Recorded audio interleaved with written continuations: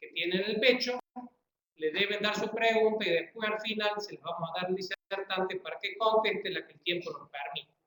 Las que no se pueden contestar por el tiempo, ustedes nos pueden dar una dirección de mail a la cual le vamos a mandar su respuesta. Esto vale tanto para esta modalidad presencial como para cualquiera de las modalidades online. Finalmente, vamos a presentar a nuestro primer disertante que inaugura este curso, que es el doctor Juan Carlos Palmero. El doctor Juan Carlos Palmero es profesor titular de Derecho Privado 1, profesor titular de Derecho Concursal en la Facultad de Ciencias Económicas, profesor emérito de la Universidad Nacional de Córdoba, director del Departamento de Derecho Civil, director, por supuesto, de este curso al que están asistiendo, presidente de la Academia Nacional de Derecho de Córdoba, coautor de la reforma de la Ley de Sociedades número 22.903 y miembro de las comisiones de reforma y unificación en los años 1989 y 1996. El doctor Palmero va a disertar sobre plan y método del nuevo Código Civil, distribución de materia del Código, método en el ámbito extrapatrimonial, método de interpretación de la ley. Lo dejamos con el doctor Palmero.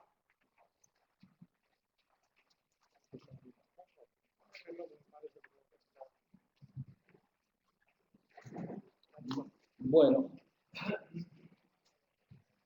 por ser la primera clase, vamos a tener algunos inconvenientes. Es que hemos perdido un poquito más de media hora, o sea que si me van a disculpar, quizás voy a tener que ir bastante más rápido para poder cumplir el objetivo en el plazo estipulado.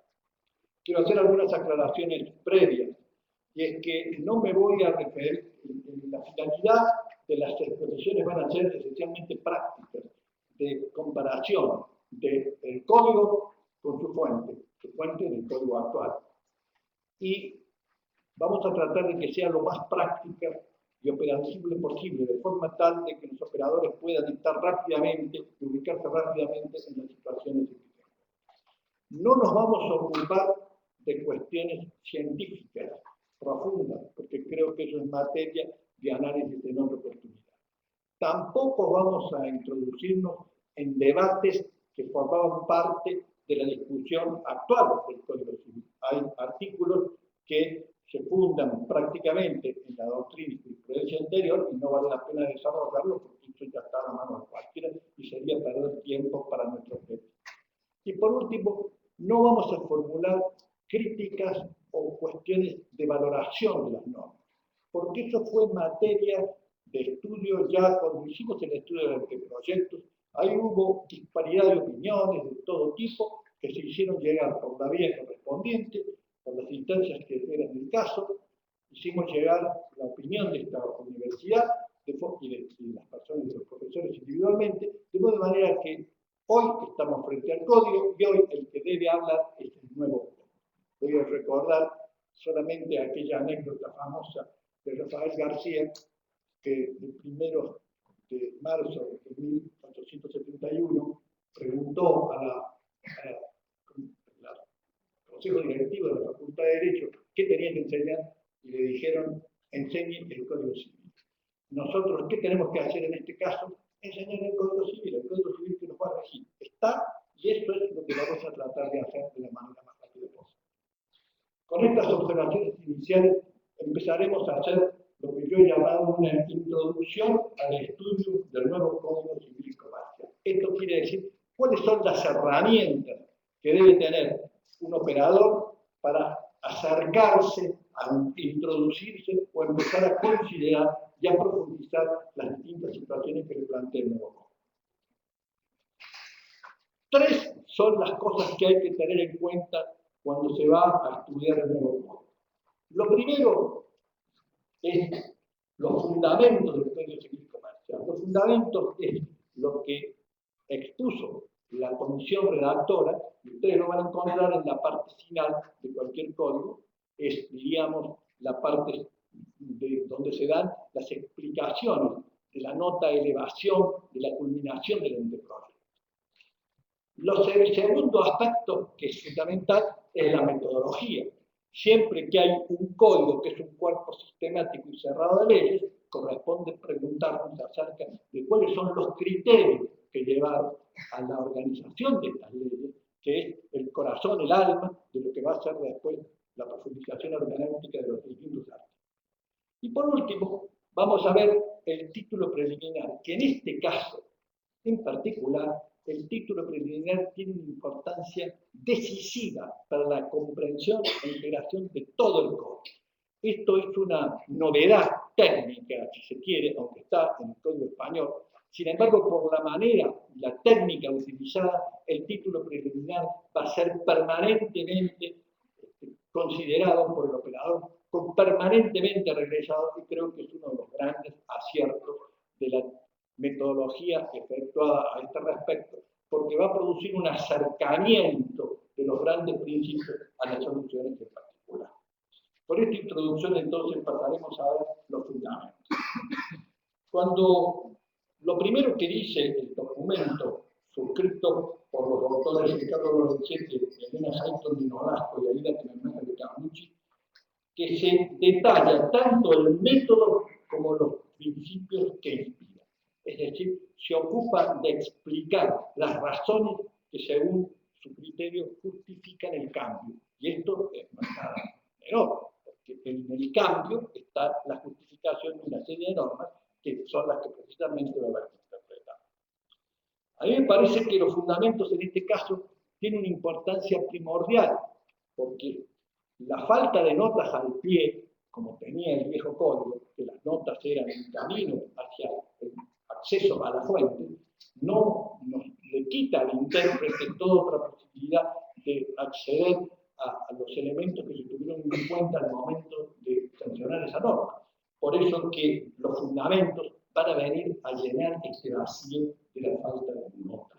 Es fundamental tenerlo a la par. Un abogado me contaba que ha hecho encuadernar los fundamentos para tenerlo más cómodo y más a la práctica, para que cuando lea el artículo tenga los fundamentos en la mano muy rápido, porque es tan importante, porque cubre esa falencia de no tener notas.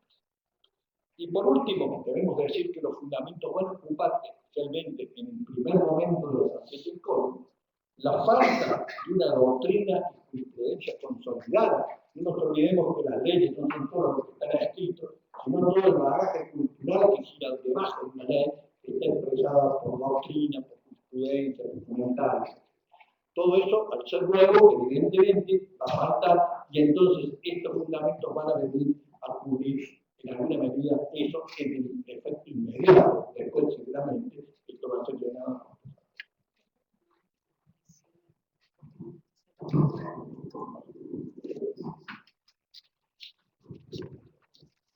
Dentro de los fundamentos, hay inmediatamente que uno accede a los fundamentos, después de explicar este objetivo que tienen los fundamentos, la comisión se refiere a un punto primordial que se llama aspectos valorativos. Y en los aspectos valorativos están explicitados los principios que se tuvieron en cuenta al momento de encarar esta tarea. Nosotros diríamos que son los principios informadores de todo el sistema. Por eso la importancia que tienen, porque implican que van a venir a articular cualquier hermenéutica de aplicación en cualquier lugar del código. Estos principios son como los cimientos de la interpretación del código. Y los vamos a ir mencionando uno a uno con una breve explicación, porque evidentemente si nos estuviéramos no nos daría el tiempo. El primer principio que menciona los aspectos valorativos dice que es un código con identidad cultural latinoamericana, porque orienta a integrar el bloque cultural latinoamericano y incorpora nociones y criterios a la región. En este sentido, sigue la vertiente del código histórico, que como ustedes saben tiene 1200 artículos que son de Freita, tiene 170 artículos que son del Código de Chile y solamente 140 artículos que son del Código francés, sin perjuicio de todas las demás doctrinas que ese código. Pero diríamos, profundiza una línea que ya existía en el Código histórico, que es que tenemos que tener siempre presente que la civilística del siglo XIX evolucionó por la vertiente latinoamericana y no por la vertiente europea. La civilística del siglo XIX fue la que llevó adelante el progreso de la ciencia jurídica de ese momento. El segundo objetivo esencial de estos principios es la constitucionalización del derecho privado, lo que se llama el bloque constitucional, la separación de lo que es el derecho público del derecho privado. El siglo XIX, como ustedes saben, era absoluta.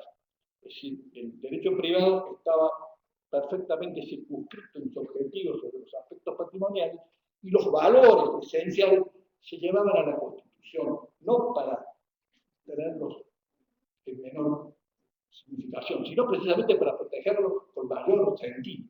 Ahora se considera que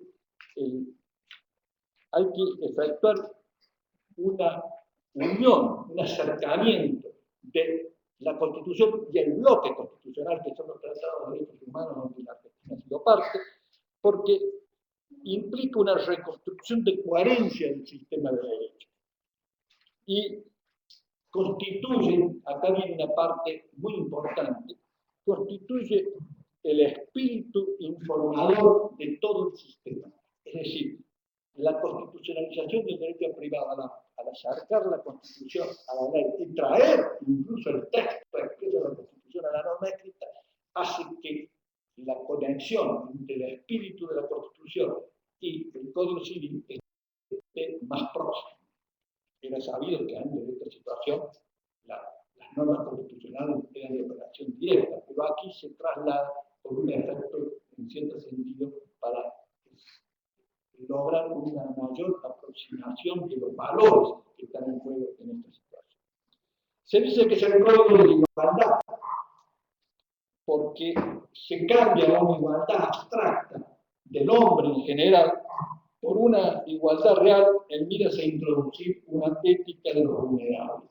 Es decir, se considera que los códigos decimonónicos se ocuparon más bien del hombre como en forma abstracta y general, mientras que ahora se busca acercar a este hombre en sus situaciones de la vida, en sus situaciones de la niñez, de la debilidad económica, del consumidor, de las situaciones en que se puede encontrar. Dice que es un código basado en un paradigma no discriminatorio. No hay discriminaciones basadas en sexo, religión, origen o riqueza. Creo que esto es fundamental y va a significar también un avance en lo que puede ser la interpretación, porque ya la jurisprudencia de alguna medida lo había venido señalando desde ese tiempo. Y acá viene un aspecto importante. Dice, es el código de los derechos individuales y colectivos. Efectivamente, los derechos de incidencia colectiva no formaban parte del texto tipificado de la legislación civil. Estaban en el artículo 43 de la Constitución Nacional reconocida y venía como una construcción pretoriana hecha por la Constitución a partir de fallos que ya los vamos a mencionar, que tuvieron gran significación en la historia de la doctrina judicial nacional. Pero ahora no hay solamente bienes de tipo de contenido patrimonial, sino que también hay bienes de incidencia colectiva. Y en materia de bienes, ya hablando estrictamente, se consideran otros tipos de bienes que no sean solo las cosas o los bienes como en significación económica, sino también aquellos bienes que forman parte o tienen utilidad para su titular y que esa utilidad se expresa a través de distintas situaciones como son, diríamos, valores intelectuales, valores afectivos, valores que están referidos a distintos aspectos del cuerpo humano, genes, etc. Es decir, hay una ampliación del concepto de bienes y esto está expresado claramente dentro de la explicitación de los principios. Dice, los códigos decimonónicos han quedado desactualizados ante la aparición de bienes que, siendo de las personas, no tienen un valor económico, aunque sí una utilidad, como sucede con el cuerpo, órgano y genes. Además, cambia la relación exclusiva entre bienes y las personas porque aparecen en las comunidades, como ocurre con los pueblos originarios. Dice también que se trata de un código para una sociedad multicultural. Aquí se refiere sin ninguna duda a los aspectos modélicos que tuvo la legislación civil en materia de familia, fundamentalmente, donde la sociedad ha ido experimentando cambios y mostrando formas distintas que se han ido organizando de una manera diferente a la que estaba establecido. Lo que se quiere hacer acá, que es en materia de derecho de familia, quiere buscar dar marco regulatorio a una serie de conductas sociales que no se pueden ignorar. Es decir, quiere avanzar sobre situaciones que existen y que la legislación actual no las contemplaba de manera específica, como son las uniones convivenciales, problemas de filiación, problemas de los regímenes patrimoniales que se organizan en materia de casamiento, de matrimonio, etc. Toda esta sociedad, estos distintos modos de organizar la vida privada, se considera como un valor en que el código sea respetuoso de esas organizaciones y le da salida a través de regulaciones específicas. Y por último, dice Código para la Seguridad Jurídica de las Transacciones Comerciales. ¿Por qué? Porque en este sentido avanza en una cantidad de regulaciones que, si se quiera, existían de modo, una tipicidad consuetudinaria en cierto sentido, que ahora se han transformado prácticamente ya en regulación típica de los códigos, como son los contratos de distribución, los contratos bancarios, los financieros, fideicomisos, régimen contable de los comerciantes, etcétera, etcétera. Estos son entonces los principios tal como los ha enunciado la Comisión y de los que habrá que tener especial en cuenta para la interpretación de la ley y constituye el primer paso hacia esta técnica de acercarse al conocimiento del nuevo código. El segundo aspecto es el método. Ustedes saben que el método, ya lo dijimos, es el criterio por el cual permite al intérprete acercarse realmente a la interpretación adecuada. En este tema del método habría dos temas a resolver. Uno es lo que dice la Comisión, que lo vamos a relatar una vez que terminemos este punto, y otro es una pregunta sustancial, que es la siguiente. Ustedes se recuerdan cuando Vélez Sarsfield envía la nota de remisión del primer libro del código al ministro Costa, le dice que lo que más trabajo le costó fue el método del código, porque tenían que tomar partido en la clasificación de los derechos patrimoniales. Es decir, la clasificación bipartita de los derechos patrimoniales, derechos personales y derechos reales. Gracias a Dios que lo tuvo a Freitas, con su genialidad, le dio la posibilidad a Vélez Sarsfield de optar por la clasificación bipartita de los derechos patrimoniales y obtuvo esta clara distinción que no hay a toda obligación que corresponde a un derecho personal y no hay obligaciones que corresponden a derechos legales. Es decir, tomó partida por la clasificación bipartita de los derechos patrimoniales, a cuales le asignan una serie de significaciones que sería el caso de valores a repetir. Pero es importante entender por qué un error que en este punto hubiera llevado a lo que pasó con el método de Gallo, por ejemplo, o lo que sucedió al Código francés cuando confundió los derechos reales con los derechos personales, que le llevó a la hipertrofia de su libro tercero y, por lo tanto, a la unificación y falta de distinción absoluta de los derechos y de los contratos y de las obligaciones, de la teoría general de las obligaciones, de la teoría general de las personas y de una parte general, que es nada menor. O sea que esto era esencial. Y la pregunta es, ¿el nuevo código lo ha mantenido? La contestación es absolutamente lo ha mantenido. ¿Cómo? El libro tercero habla de los derechos personales, el libro cuarto habla de los derechos reales y el libro sexto habla de las disposiciones comunes de los derechos reales y los derechos personales. Aquí tenemos un punto de conexión con el derecho anterior que va a servir de fundamento, porque esto no es poco, ¿no? Porque hay muchas interpretaciones. Por ejemplo, para la analogía, no podríamos traer una analogía de un derecho personal para hacer aplicar un derecho real, viceversa.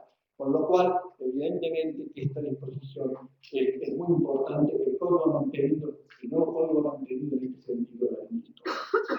¿Qué dice la Comisión respecto del método? La Comisión dice bien que ha hecho la unificación de la legislación civil y comercial. Esto, como explicó brevemente el doctor Richard, empezó en el año 1987 con un proyecto de unificación total del Código Civil y que introdujo el debate de si podía existir una materia mercantil con entidad suficiente como para justificar un tratamiento independiente. Paralelamente a eso, el Código de Comercio introdujo una serie de codificaciones importantes, ley de sociedades, ley de concursos, ley de seguros, etc., que vació prácticamente su contenido y lo dejó con un conjunto de artículos que componizaban la famosa teoría económica del acto de comercio, que hoy en día ya es insustentable. Lo que dice el doctor Vita es lo que más aceptable, es decir, la teoría de la empresa, pero hablar del acto de comercio como acto objetivo de comercio con entidad propia para justificar un código independiente. Bueno, esa comisión logró la aprobación de un proyecto que tuvo el mérito de explicar que era factible que sobre la estructura del código histórico se podía hacer modificación. En enero de 1989, integrado por el doctor Luis José de Pané, una comisión del Senado revisora de esta situación. Ahí se hizo una encuesta muy interesante.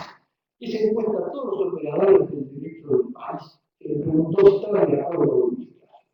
Y tuvimos prácticamente casi la unanimidad de las respuestas a favor. Hubo dos respuestas en contra. Y voy a citar los nombres porque realmente saben que las mayorías son muy duras. Una fue la del doctor Guillermo Borda, que dijo no debe ser así. Y otra fue la del doctor Anaya, Jaime Anaya, que enrolado en la tesis de la concepción del derecho comercial autonómica, que son un grupo de juristas que empezó con Sartanowski, y siguió por el tiempo, en el cual consideran que no es posible, por ejemplo, trasladar la analogía civil al campo mercantil, porque el campo mercantil tiene una la propia. Contestaron que sí, la gran mayoría contestó que sí, unanimidad. Y a partir de ahí ya no hubo más discusión respecto a cómo era este tema de la modificación.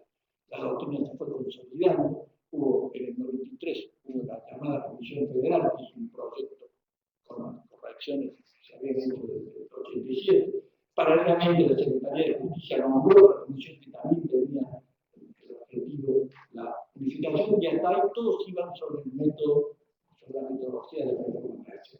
A partir de 1998 se mantuvo el mismo objetivo de la unificación, pero ya sobre la base de este código nuevo.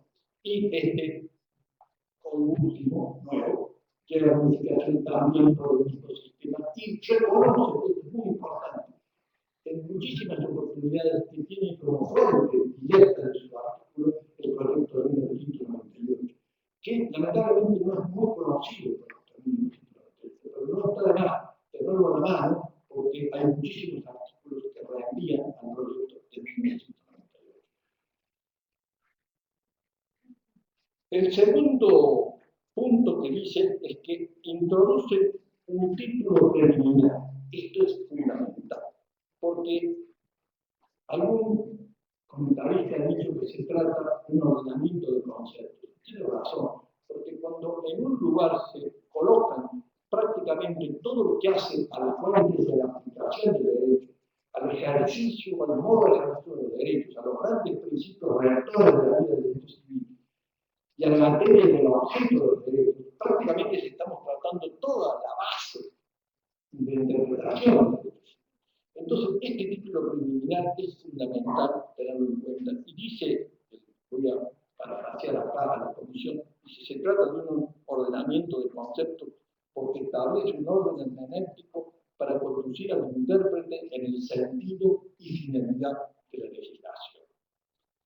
Pero lo curioso del caso es que a veces estas materias uno las pensaba que iban a estar en la parte general y en cambio están más en el título introductorio. Yo voy a explicar, cuando me refiere al título preliminar, que hay dos posiciones técnicas respecto al título preliminar, y este código ha tomado la posición del código español de concentrar en el título preliminar todo.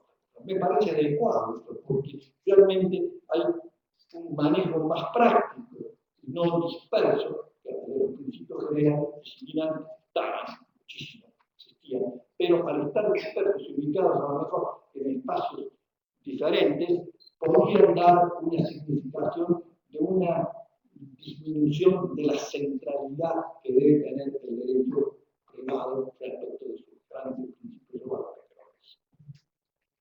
También tiene partes generales especiales, digamos. No tiene solamente una parte general, sino que tiene partes generales en distintos lugares. Esto ha significado que algunos autores digan, los primeros comentaristas, que implica una gran confianza en la magistratura, porque va a haber un margen de mayor posibilidad de interpretación de la ley. Por eso se llama un ordenamiento de conceptos, porque va a ampliar las fronteras por las cuales el magistrado va a poder moverse cuando trata de enfrentar una solución. Bueno, después dice que va en supresión de las normas explicativas y dice que va a prescindir de las definiciones. Esto es de prescindir de las definiciones en realidad es cierto, pero es cierto relativamente. Por ejemplo, en materia de persona jurídica se prescinde de la definición de persona humana, pero se incorpora la definición de persona jurídica que antes no estaba. Es decir, por ahí lo cierto es que lo que dice es que las definiciones van a ser interpretadas como son referidas a aspectos regulativos y no meramente doctrinales. Que por otra parte, esa era la jurisprudencia anterior. Los jueces no estaban obligados a seguir las definiciones que eran doctrinales y sí, en cambio, aquellas que eran expresamente regulatorias de una institución en particular. Se refiere, por último, a la claridad en el lenguaje. Se cambia totalmente el lenguaje, se utiliza el lenguaje moderno. Se ve que ha hecho, estaba siendo realizado por técnicos en esta materia. Se quitan las afirmaciones por la negativa y se hace por la afirmativa.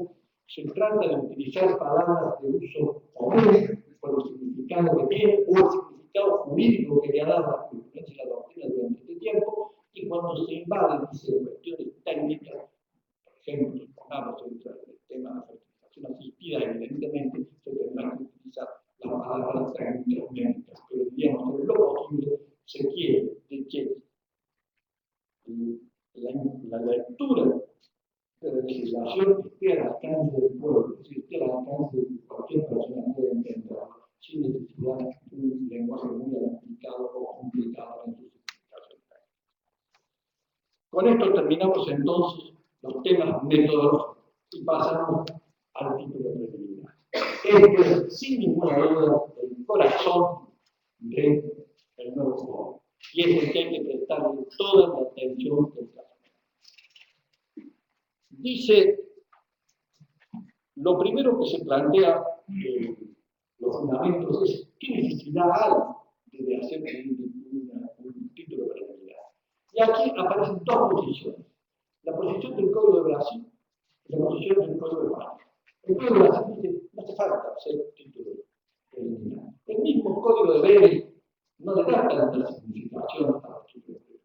Tiene aspectos que son como totalmente los valores, la obligatoriedad de la ley, etc. Pero diríamos, no tiene la significación que tiene en este. El título preliminar hoy es la base cultural, axiológica y científica de todo el ordenamiento jurídico. Por eso es que hay que prestarle particular atención a todas las disposiciones relacionadas con este código. Dice el código, dice los fundamentos, refiriéndose al título preliminar, que fija reglas generales respecto de las fuentes y la interpretación de las mismas, facilitar un diálogo con las diversas fuentes complejas y la utilización, no solo de reglas, sino de principios y valores, e igualmente respecto del ejercicio de los derechos. Es decir, se está refiriendo, fíjense, a las fuentes, una regulación específica de las fuentes, una regulación específica de los principios y los valores y del ejercicio de los derechos. Es decir, está avanzando en la materia propia que tiene que tener el magistrado para poder emitir un pronunciamiento jurisdiccional. Por eso se dicen que estos dos primeros capítulos de los títulos preliminares están escritos para los jueces, y en cambio el capítulo tercero está escrito para los demás, porque es obligación de todos conocer. Esto, lo más significativo del título preliminar, a mi modo de ver, es lo que se llama el efecto expansivo, que es estaba explicada una jurisprudencia de la Corte que dice que la regla de interpretación del artículo 16 del Código Civil excede los límites del derecho privado, pues se proyecta a todo el ordenamiento. Y esto es un rescate de lo que nosotros le llamamos la centralidad del derecho privado y que anteriormente utilizábamos a veces con alguna complicación cuando se tenía que pasar al campo del derecho comercial la soberanía de los conceptos del derecho civil sobre el derecho comercial, que como dije, había muchos comercialistas que no compartían este criterio de que los grandes principios que estaban en el derecho civil podían ser proyectados sobre todas las cosas. Esto termina la discusión porque genera esta centralidad. Y tiene otro efecto más importante. La decodificación alejó las soluciones de justicia de los grandes principios. Por ejemplo, el especialista en materia concursal estudia la ley concursal, estudia su jurisprudencia, su doctrina, y muchas veces se olvida de los grandes principios generales que traban la legislación civil. Al acercar este título preliminar a estos grandes principios, los acerca a todo el plexo normativo vigente, y esto sin ninguna duda es una gran importancia que hay que tener en cuenta, porque el intérprete va a tener muy a la mano, muy cerca, estos principios y estos valores cuando se trata de la interpretación de la normación particular. El segundo aspecto que se infiere de esta situación es que el título preliminar produce una gran diferenciación entre lo que es el derecho como sistema y la ley. Esa diferenciación se advierte entre el capítulo primero y el capítulo 6. ¿Qué quiere decir con esto? Quiere decir que el derecho es mucho más que la ley. El derecho va mucho más allá que la ley. Y que los códigos decimonónicos no se ocupaban tanto de estas fundamentaciones, sino más bien se referían concretamente a la ley. Entonces dice que la evolución jurídica y filosófica reconoce una multiplicidad de fuentes donde la ley, si bien constituye su fuente principal, no es la única, sino que debe ajustarse a una complejidad integrativa con otras fuentes del derecho, en especial la Constitución y derechos humanos. Esto ya está revelando algo muy claro. Cualquier criterio inferido del positivismo jurídico decimonónico que estaba asentado en las palabras de la ley debe ser dejado de lado sobre la base de una multiplicidad de fuentes que van a convivir en un sistema en el cual hay que darles una significación coherente, una interpretación coherente con todo esto. Esto también ya estaba dicho en la jurisprudencia que hoy existe, que el derecho debe interpretarse de modo coherente con todo el ordenamiento. Pero explicitado es más claro para que no haya ningún lugar a dudas. El título preliminar, he puesto una explicación de su contenido, tiene 4 capítulos. El primero dice, derecho como sistema, es el sistema jurídico, por eso que ahí se habla de las fuentes y aplicación artículo 1, de la interpretación del derecho artículo 2 y el deber de resolver del artículo 3. Son las 3 exposiciones que hablan sobre el derecho como sistema. El capítulo 2 habla de la ley en particular, y habla de su ámbito subjetivo en el artículo 4, de su vigencia en el artículo 5, del modo de contar los intervalos del derecho en el artículo 6, de la eficacia temporal en el artículo 7 y en el artículo 8 el principio de inexcusabilidad.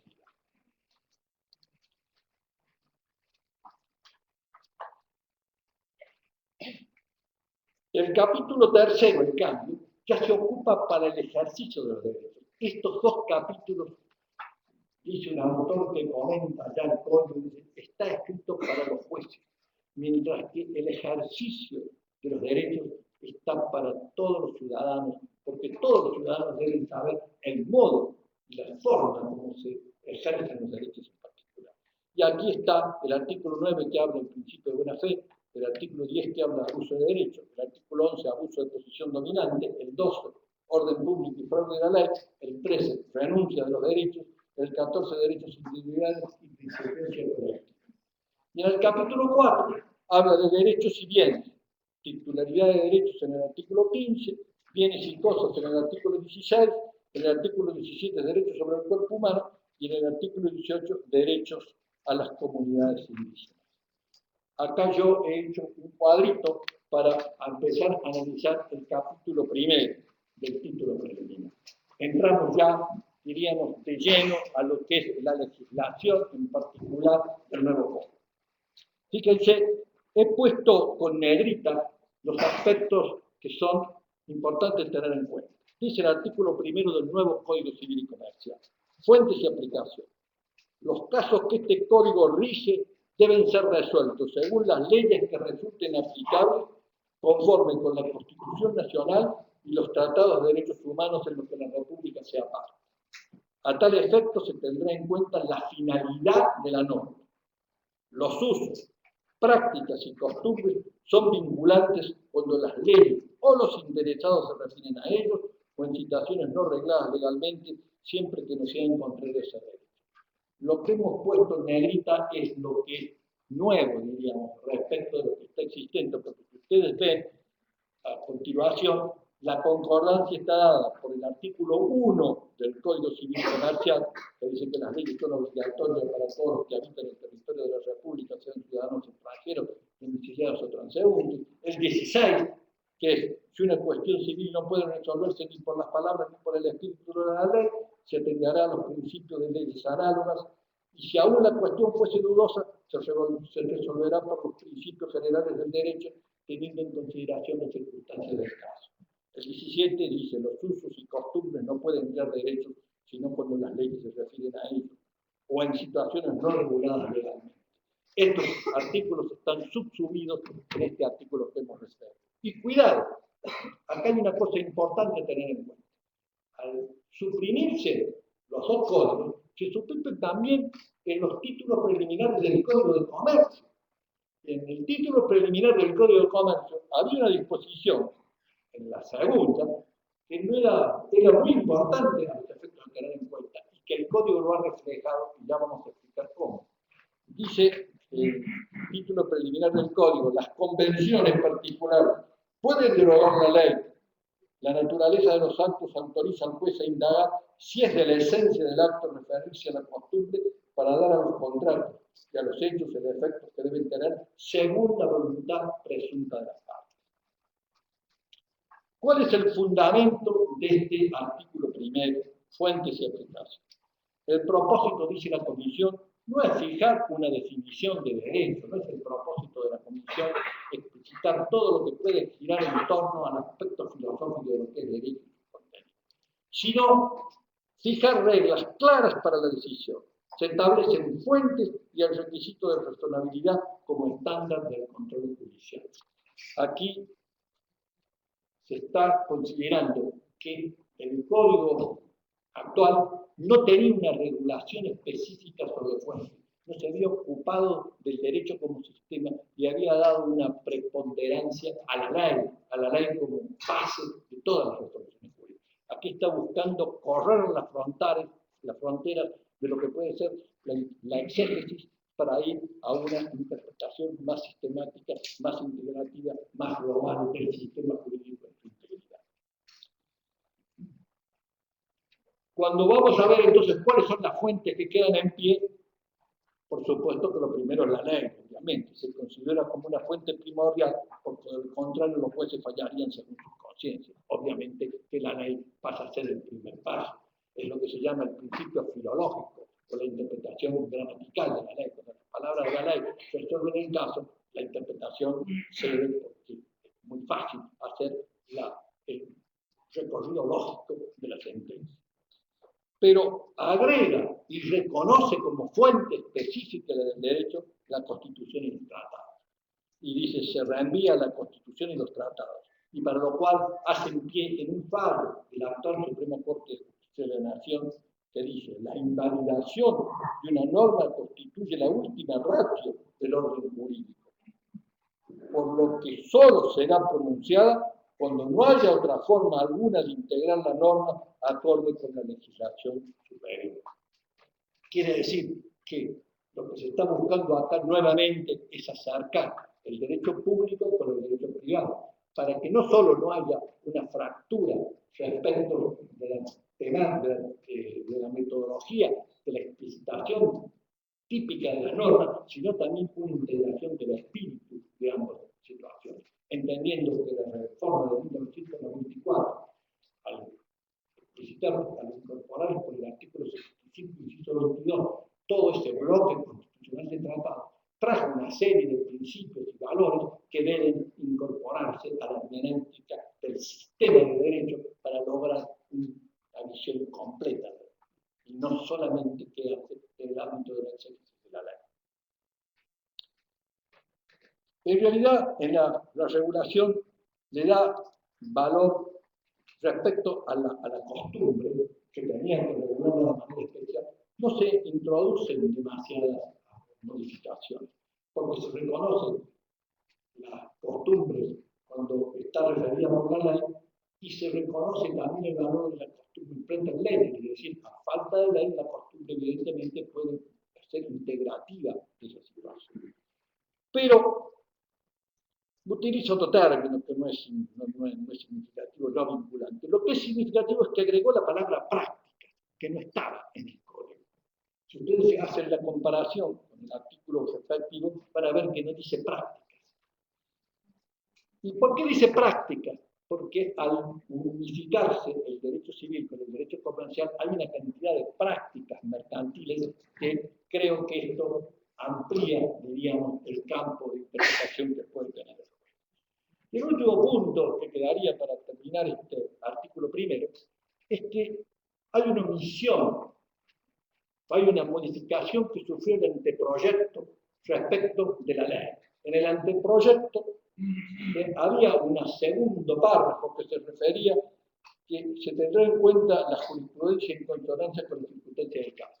Esto se suprimió después, de cualquier manera, parece obvio que la jurisprudencia y la doctrina judicial va a seguir siendo fuente de interpretación del derecho y mucho más cuando la doctrina judicial va a tener que iluminar muchos de los nuevos aspectos que hoy se incorporan al tema.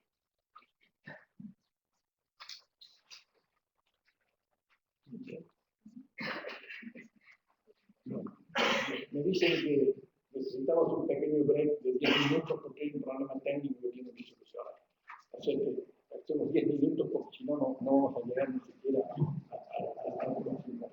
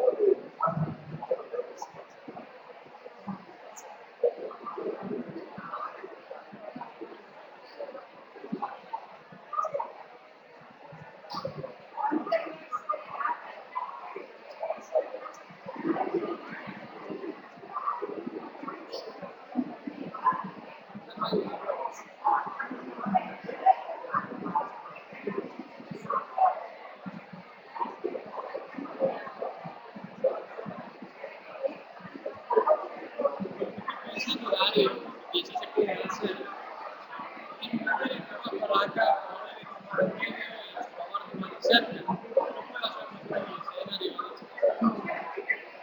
y pronuncia esto de forma simple. El problema es que tiene que escuchar acá y escuchar la transmisión online.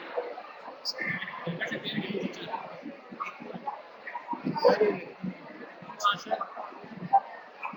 Una cosa, voy a probarlo yo. ¿El otro micrófono me lo apagaste?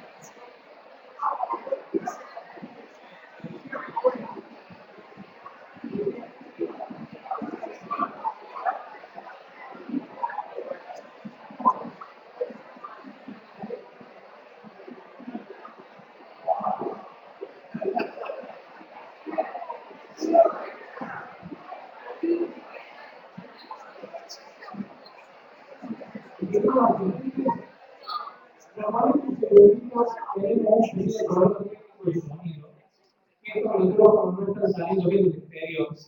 Por lo que les pido si podemos hacer un minuto de silencio para ver si hablando acá por voz ustedes me escuchan. Porque si ustedes me escuchan bien el fondo, también van a escuchar bien la gente que está viendo la reproducción en otros lados. ¿Por qué? El micrófono que toma bien la cámara es. O sea, les pido, voy a tratar de hablar con ese micrófono a ver si me escuchan. Si no me escuchan.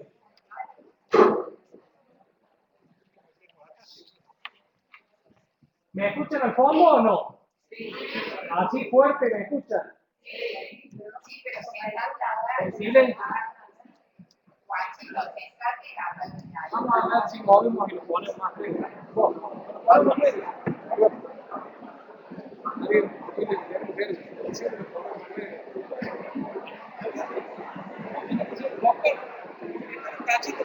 Queremos ver si funciona igual allá.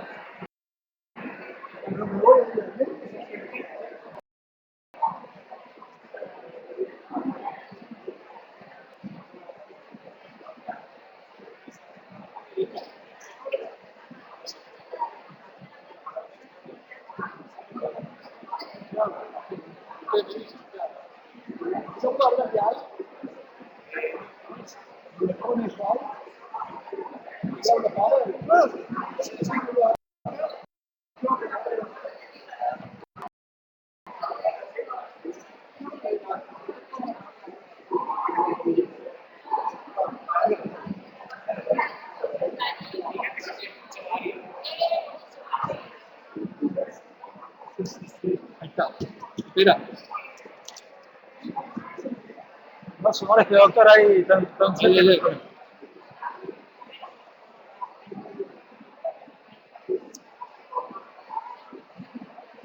Bueno.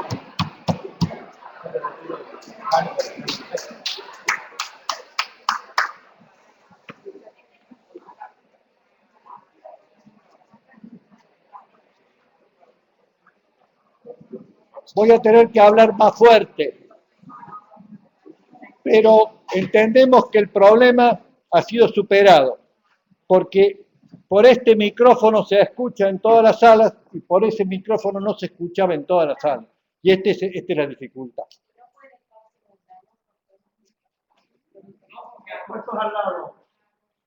Yo estoy acá, que creo que me van a oír mejor acá que si hablaba de ahí. Bueno, llegamos al artículo 2. Atención, este es el artículo uno de los artículos más importantes que tiene la reforma. Es uno de los artículos pilares de la reforma y todos tienen que subrayarlo en su código porque lo van a utilizar permanentemente en los fallos y en los alegatos y en la utilización diaria de la ley. Dice el artículo 2, interpretación. La ley debe ser interpretada teniendo en cuenta sus palabras, sus finalidades, las leyes análogas, las disposiciones que surgen de los tratados sobre derechos humanos, los principios y los valores jurídicos de modo coherente con todo el ordenamiento. Aquí aparece con toda nitidez aquello que hablamos del principio de multiplicidad de la fuente, este corrimiento de las fronteras de la ley al sistema jurídico integrado totalmente. ¿Cuáles son las correlaciones de este artículo 1? Son el artículo 16 del Código Civil, que dice: si una cuestión civil no puede resolverse ni por las palabras ni por el espíritu de la ley se atenderá a los principios de leyes análogas. Y si aún la cuestión fuese dudosa, se resolverá por los principios generales del derecho, teniendo en consideración las circunstancias de caso. El artículo 17 del Código Civil, que está reformado por la Ley 17711, dice que los usos y costumbres no pueden crear derechos, sino cuando las leyes se refieren a ellos o en situaciones no regladas legalmente. Ustedes se dan cuenta que hay bastante conectividad, concordancia con el artículo, pero hay modificaciones. Fundamentos. Lo primero que sostiene la Comisión es que el sistema del artículo 16 del Código Civil establecía un orden de preferencia en base a la utilización sucesiva del método gramatical o filológico, lógico y por fin externo. Es decir, el razonamiento del juez tenía que partir de la ley escrita, después ir ascendiendo en una suerte de escala hermenéutica hacia arriba, ¿no es cierto? Primero la ley, después el espíritu de la ley, que era lo que el legislador había querido tener en cuenta al momento de la legislación, después la analogía, y si todavía con todo eso no era suficiente, los principios generales del derecho teniendo en consideración las circunstancias particulares del caso. Este era, diríamos, el sistema del Código Civil. En lo que se refiere ahora, dice, se incorpora ahora una disposición que busca aportar coherencia al sistema de fuentes, imponiéndole al intérprete la tarea de comprender el conjunto de elementos de que se integra la realidad jurídica. De las anteriores reglas del artículo 16, se respetan 4 y se agregan 3. Las 3 que se agregan son disposiciones que surgen de los tratados, los valores jurídicos, pero la más importante de todas, la consideración del ordenamiento de modo coherente, porque esta herramienta que le dan al juez de la interpretación del derecho de modo coherente le permite establecer un diálogo entre las distintas fuentes de forma tal de que ya la ley no va a ser exclusiva, la fuente de interpretación directa, sino que puede cotejar la solución de justicia con todos estos valores que están en juego. Veamos cuáles son los estándares actuales que quedan. Las palabras de la ley, método filológico o gramatical, método deductivo, diríamos, dado lo que dice el presupuesto hipotético, dado lo que ocurre en la realidad, el juez hace el silogismo lógico y aplica en determinadas las palabras de la ley. El sistema más simple. Pero acá dice, también tendrá que tener en cuenta su finalidad. Antes se hablaba del espíritu de la ley. En realidad, cuando uno estudia los autores que hablaban del espíritu de la ley, se refieren a la intención del legislador. Y esto es materia de cambio. ¿Por qué? Porque se sostiene ahora que las fuentes deben ser actuales y no pretéritas. No sé, cuando habla de sus finalidades, no quiere que se utilice la finalidad que tuvo en cuenta el legislador, sino que tiene que tener en cuenta lo que está ocurriendo en la actualidad que el intérprete debe realizar. Es decir, es un reenvío a hacer un esfuerzo interpretativo sobre el sistema jurídico general y no una vuelta automática a lo que el legislador quiso. Esto obviamente, como lo dice la misma comisión, no quiere decir que la exposición de motivos, el debate parlamentario y lo que los legisladores dijeron al momento de la sanción de la ley no tenga importancia, la va a seguir teniendo importancia. Lo que quiere decir que en determinados casos hay que cotejar los fines pretéritos con los fines actuales, porque de lo que se busca es que la interpretación no tenga un significado histórico, no tenga una interpretación originaria, sino que vaya a una forma de aplicación actual.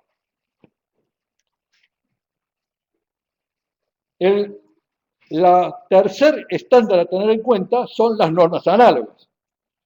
Las normas análogas, evidentemente, es cuando no hay una solución concreta para la solución de un caso, puede haber una norma semejante que puede llevar a su aplicación. Aquí, Rivera, en su tratado, ya en el comentario, señala un problema que puede existir. Ustedes saben que muchos comercialistas no creen en la analogía, ya lo dije, no creen en la analogía del derecho civil para resolver materias específicas del derecho comercial. Y puede haber una discrepancia en este tema. De cualquier manera, creo que es tan amplia la fuente que tiene el magistrado para moverse que va a poder ajustar las cosas a su debido tiempo, si es que realmente se produce alguna incompatibilidad entre lo que es puramente civil con lo que son las prácticas o los usos comerciales del momento. Después se refiere a los principios jurídicos. Y después dice las disposiciones que surgen de los tratados de derechos humanos, especial contenido valorativo para el sistema. Evidentemente que entre los principios generales del derecho, más los principios que surgen del bloque constitucional, esta que sirve para interpretar en su conjunto e ilustrar en su conjunto la legislación, evidentemente que son fuentes nuevas que están referidas. Siempre han podido ser utilizadas, pero ahora el código las reenvía directamente y se las ofrece al magistrado para que pueda resolver. Habla de los valores, los grandes valores a tener en cuenta, esos valores que están evidentemente dentro de la Constitución Nacional, es decir, afianzar la justicia, consolidar la paz, el lograr el bienestar general, son valores que están en la Constitución y que pueden ser aplicados por los jueces precisamente porque la ley civil lo reenvía como una fuente del derecho. Y por último, dice una interpretación coherente del todo ordenamiento. Esto es lo que descalza esa escala hermenéutica que había y lo coloca al juez en el centro con la posibilidad de utilizar todo este bagaje de fuentes que son posibles a los efectos de ley. Pasa al otro. Yo he hecho un cuadrito y ustedes lo pueden ver ahí muy claramente. Si dan cuenta, ahí hay una escalerita que explica cómo funciona el juez en la actualidad. Ley, espíritu de la ley, que serían los fines, analogía, principios generales del derecho teniendo en consideración las circunstancias del caso. Pero cada uno de esos pasos, diríamos, es una etapa anterior que el juez debe justificar para pasar a la otra. Ahora hay un redondel donde el juez puede utilizar las palabras de la ley, todos estos valores, dándole, con esto último que remarco ahí, una interpretación de modo coherente. Lo que antes era una escalera, ahora es un círculo. Lo que antes era un camino que se debía seguir, ahora es la posibilidad de escoger las fuentes. Esto da un margen de movimiento muy importante que se ha dado a llamar una suerte de judicialismo para el nuevo código. Por supuesto que esto ya ha despertado críticas, especialmente especialistas que han estado en materia de lógica de jurídica se quejan de que esta ruptura de la escala hermenéutica puede llevar a dificultades excesivas. Hay un trabajo del doctor Perracchione que nos expuso en la academia hace muy poco, donde hace un trabajo muy especial sobre este problema. Pero creo que no es tan diferente con lo que ocurría en la actualidad, con la ventaja de que si el juez necesita utilizar alguna de estas otras herramientas, la va a poder hacer porque tiene apoyatura técnica suficiente para poder hacerlo. Terminamos con el artículo 2. Pasamos al artículo 3. Dice, deber de resolver. El juez debe resolver los asuntos que sean sometidos a su jurisdicción mediante una decisión razonablemente fundada. Esto concordaba con el artículo 15 del Código Civil que decía, los jueces no pueden dejar de juzgar bajo el pretexto de silencio, oscuridad o insuficiencia de las leyes. Esto venía del famoso artículo 4 del Código Civil francés, que lo había arreglado por tal ley porque anteriormente cuando ante la falta de ley había que apelar ante la Asamblea, porque el juez tenía que rechazar una demanda que no tenía solución explícita en la ley. Después, Portalé le dio esta posibilidad de que se cerrara la interpretación dentro del mismo sistema y obviamente hoy esto ya es algo que está fuera de discusión. Los códigos tienen esa ventaja. La ley, los códigos como cuerpos sistemáticos y cerrados de leyes han permitido, y por eso que han avanzado sobre los sistemas abiertos, porque siempre dejan la plasticidad hermenéutica suficiente como para poder moverse, y ahora mucho más con este sistema de fuentes que nos lo dejan con más libertad todavía para moverse. Lo que se incorpora de nuevo, yo le he puesto con negrita, razonablemente fundado, es decir, es el principio de razonabilidad de las sentencias. Esto creo que está también en la Constitución de Córdoba y ya pasa a ser un principio de la lógica judicial, en el sentido que no se justifican las decisiones que sean arbitrarias, es decir, que afecten el principio de arbitrariedad que da lugar a toda esa doctrina judicial respecto a la impugnación de las sentencias que no han sido suficientemente fundadas. Es decir, se incorpora algo que era un principio que fundamentalmente estaba en el derecho procesal, pasa al campo del derecho civil y hace una alusión expresa a los razonablemente fundados. Los fundamentos de este deber de resolver, dice, principio de suficiencia del ordenamiento jurídico, ya lo explicamos, obligación de fundamentación razonable, superación del método deductivo por una verificación de coherencia, y el principio de arbitrariedad constituye un estándar de control judicial. Son las novedades que trae este artículo 3, que prácticamente es igual al 15, pero con algunas pequeñas modificaciones.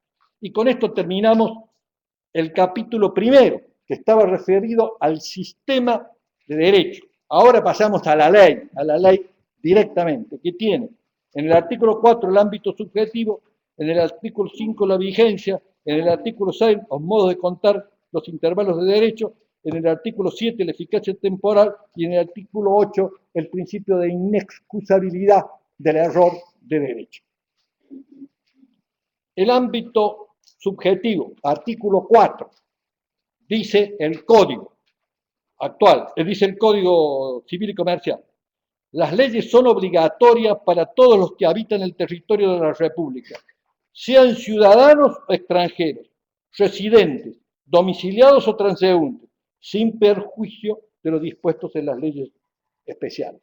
El Código Civil, en el artículo 1, decía que las leyes son obligatorias para todos los que habitan el territorio de la República, sean ciudadanos extranjeros, domiciliados o transeúntes. Fundamentos. Se agrega la palabra residentes, eso no sé qué significación tiene, pero alguna debe ser, seguramente debe haber alguna jurisprudencia que ha considerado la residencia como algo en particular, y sin perjuicio de lo que disponen las leyes especiales. Incorpora el principio de obligatoriedad de la ley y encuentra su fundamento en los artículos 7, 14, 14 bis, 15, 16, 17, 18, 21, 31 y 42 de la Constitución Nacional. Seguimos en este capítulo segundo al artículo 5. Y aquí llegamos a una norma clara, que cualquier abogado va a decir, bueno, si un acto jurídico se celebró bajo el régimen del antiguo código y concluye su relación dentro del antiguo código, obviamente se rige por el código viejo. Si una relación o una situación jurídica nació a la luz del nuevo ordenamiento y concluye dentro del nuevo ordenamiento, obviamente se resuelve por el nuevo ordenamiento. El problema son las relaciones o las situaciones jurídicas que nacieron bajo el ordenamiento anterior y proyectan sus consecuencias para después de la ley. Es decir, es la pregunta que el abogado va a hacer y lo voy a decir claramente, ¿cuál va a ser la ley que rige en este caso? ¿Qué nos va a pasar en este sentido? Esto es una angustia que la tuve yo y la vamos a tener todos. Gracias a Dios, es una angustia que puede resolverse bastante sencillamente porque no hay una fractura doctrinaria ni jurídica con la historia de nuestra, o la tradición argentina en este sentido. Entonces, la bibliografía y la doctrina que teníamos va a servir para resolver los casos actuales. Y dice el artículo 5 del Código Civil, las leyes rigen después, no, perdón, estoy hablando mal, estaba creyendo que estaba en el otro artículo, me he salteado, perdónenme. El artículo de la vigencia dice, las leyes rigen después del 8º día de su publicación oficial o del día que ellas determinen. Bueno, esto es prácticamente igual, la única diferencia que existe es que la publicidad es la que empieza a dar la posibilidad de que no se produzca la inexcusabilidad del error de derecho. y en los modos de contar los intervalos del derecho, la única diferencia que existe con respecto al anterior es la incorporación del plazo por horas, que esto no estaba en el código anterior. Y esto está muy bien, porque evidentemente que al incorporar la materia mercantil puede haber plazos con horas. Y entonces acá dice, en los plazos fijados en horas, a contar desde una hora determinada que está excluida del cómputo, el cual debe empezar desde la hora siguiente. Es decir, sigue la misma regla que se aplica para los demás a las reglas con horas. Y llegamos entonces a... también dice que no va a tratar el plazo de gracia como tenía el anteproyecto, dice el fundamento. No hay plazo de gracia, cuando vence, vence. Y en segundo lugar, dice que omite la referencia al calendario gregoriano, como decía el código, y los plazos judiciales siguen por su mismo sistema. Es decir, no hay modificaciones sustanciales. El punto importante es este que digo yo del artículo 7 de la eficacia temporal. ¿Qué dice la ley cuando se trata de esta situación? De cuál va a ser la ley aplicable a una situación. Dice, eficacia temporal. A partir de su entrada en vigencia, las leyes se aplican a las consecuencias de las relaciones y situaciones jurídicas existentes. Las leyes no tienen efectos retroactivos, sean o no de orden público, excepto disposición en contrario. La retroactividad establecida por la ley no puede afectar derechos amparados por garantías constitucionales. Las nuevas leyes supletorias no son aplicables a los contratos en curso de ejecución, y acá viene lo nuevo, con excepción de las normas más favorables al consumidor en las relaciones de consumo. Esto tiene como fuente directa el artículo 3 del Código Civil, que decía, a partir de su entrada en vigencia, las leyes se aplicarán aún a las consecuencias de las relaciones y situaciones jurídicas existentes. No tienen efectos retroactivos, sean o no de orden público. La retroactividad establecida por la ley en ningún caso podrá afectar derechos amparados por garantías constitucionales. A los contratos en curso de ejecución no son aplicables las nuevas leyes supletorias. ¿Qué ocurre? Ustedes se dan cuenta que es prácticamente igual, salvo que se ha agregado lo de situaciones jurídicas y se ha agregado de alguna manera con excepción de las normas más favorables al consumidor en las relaciones de consumo. ¿Esto qué quiere decir? Quiere decir, y acá va un mensaje muy importante para los operadores jurídicos, quiere decir que en materia de la eficacia temporal, la doctrina y la jurisprudencia existente con motivo de la sanción de la ley 17.711, la reforma Borda, tiene plena vigencia, salvo en lo que pacta al aspecto del consumidor, que es de aplicación inmediata. Entonces, la bibliografía, y voy a traer la bibliografía porque esto es muy importante tenerla en cuenta porque va a ser de uso diario. Empieza este artículo a redactarse en una ponencia del doctor Novillo Sarabia que presentó al tercer Congreso Nacional de Derecho Civil que se celebró en Córdoba. Borda dice que toma literalmente la ponencia del tercer Congreso Nacional de Derecho Civil, a la que le agrega lo de las normas supletorias en los contratos. Y les voy a recomendar, porque lo que yo voy a mencionar acá es solamente el principio general. Después, ese principio general hay que llevarlo a cada situación en particular, lo que excedería, obviamente, varias sesiones como esta. Hay un libro del doctor Luis Macé de Espané que se llama La irretroactividad de la ley y el nuevo artículo 3 del Código Civil del año 1976. Es una joya, yo lo he vuelto a leer, lo había leído hacía mucho tiempo, pero lo he vuelto a leer para esta conferencia, y creo que todas las dudas que puede haber están en estos tres. Quiere decir que en el libro de Borda, en las ponencias del tercer Congreso y en el libro de Moacé, tienen todo el material para resolver cualquier conflicto que pueda darse de las leyes con respecto a la situación. ¿Qué es este problema? Este problema se suscita, y lo dice muy bien, lo explica muy bien Borda, es un conflicto entre justicia y seguridad. ¿Por qué? Porque cuando se modifica una ley, se entiende que la nueva ley es mejor que la anterior. Entonces, hay una razón de justicia de que se aplique inmediatamente la nueva ley.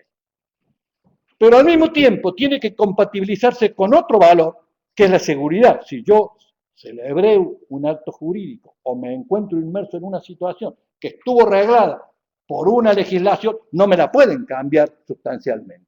Entonces, este equilibrio entre justicia y seguridad es lo que resuelve exactamente este artículo 3 del Código Civil reformado por la Ley 17711, porque el Código Civil había seguido a este respecto la teoría de los derechos adquiridos y realmente la teoría de los derechos adquiridos hacía agua por muchos lados y la doctrina la había criticado duramente y por lo tanto creo que la reforma de 1968 puso las cosas en su lugar. Principio general entonces es que la ley nueva se aplica en primer lugar porque por razones de justicia es conveniente que se aplique la nueva ley. Pero claro, eso no debe modificar relaciones o situaciones jurídicas que se construyeron al amparo de otra legislación, salvo que la ley lo dispusiera de manera expresa. La retroactividad de la ley la puede disponer la ley, pero ese principio o excepción al principio de la retroactividad de la ley también tiene una excepción, y es el amparo de las garantías constitucionales. Nunca va a poder pasar una ley, tener efectos retroactivos cuando se trate de garantías constitucionales. Y con respecto a los normas supletorias, que es un agregado que le hizo Borda, y que lo criticaron mucho porque no estaba en la ponencia del Tercer Congreso de Derecho Civil, Borda dice una cosa que tiene mucha razón. Dice, cuando una persona celebra un contrato, en un sistema continental como el nuestro, no como los sistemas sajones que ponen todos los que pueda llegar a suceder, hacer un código en un contrato. Las normas supletorias del contrato han sido tenidas en cuenta por el que hizo el código y no tiene necesidad de repetirlas. Las normas supletorias son integrativas del texto del contrato. Entonces, si nosotros estamos respetando la situación o la relación nacida al amparo de una legislación, también tenemos que respetar la legislación supletoria. Sin embargo, este tema da un motivo de debate en el Tercer Congreso Nacional de Derecho Civil y pierde Borda la ponencia en esa situación. Sin embargo, creo que tiene toda la razón y hoy ya no tiene más discusión que las normas supletorias de los contratos se van a regir por la ley del momento de celebración del acto. Lo que sí va a ocurrir es que en materia de consumo, obviamente, el consumidor y en la relación de consumo, en este caso va a ser de aplicación inmediata. ¿Por qué? Por una razón de justicia y porque existe lo que se llama el principio del respeto de las débiles o del manejo de la situación de que se encuentra en una situación mal. Por eso que siempre se va a aplicar las normas más favorables al consumidor en las relaciones de consumo. Parecería que acá termina el tema, pero ¿qué ocurre? ¿Qué pasa con la prescripción? Me van a decir ustedes. ¿Qué es lo que tenemos miedos todos?